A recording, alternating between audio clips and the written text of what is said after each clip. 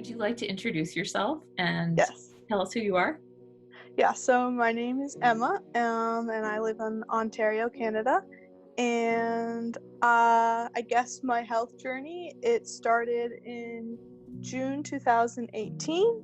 I was having the trip of my lifetime. I had been selected to teach in Hong Kong for like a month as part of my internship. And then since I was already like abroad, I decided I'm going to do it. I've saved my money. I'm going to travel. I'm going to backpack. So I went to Bali, at Lombok, and then I was going to Thailand. And I ended up getting an illness called leptospirosis when I was over there.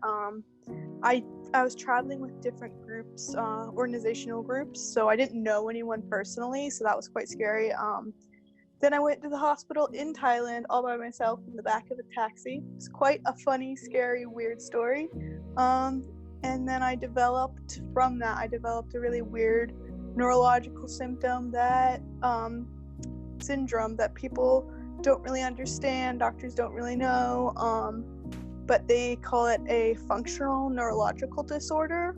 But yeah, so that's happened, and then went back to university again, and then had a relapse last March 2019, and then relapsed again February 2020. So Wow.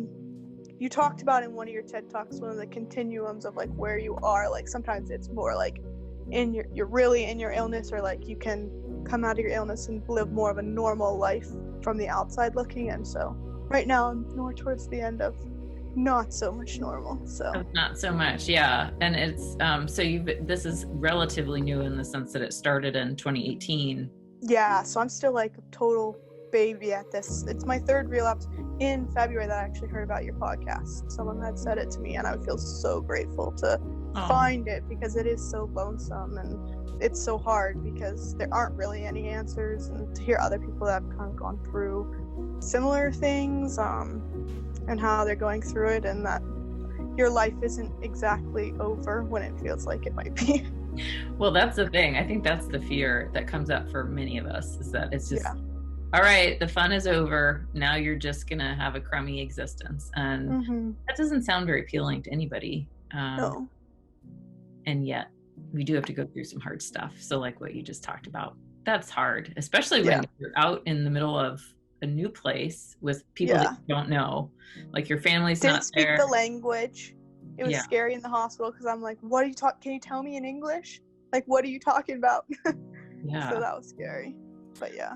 Well, and now you're living at home with your family? So I'm at home with my parents right now. I'm pretty much bedbound right now. So when I say I have a relapse, I lose mobility. So I can't stand. I have a hard time sitting up.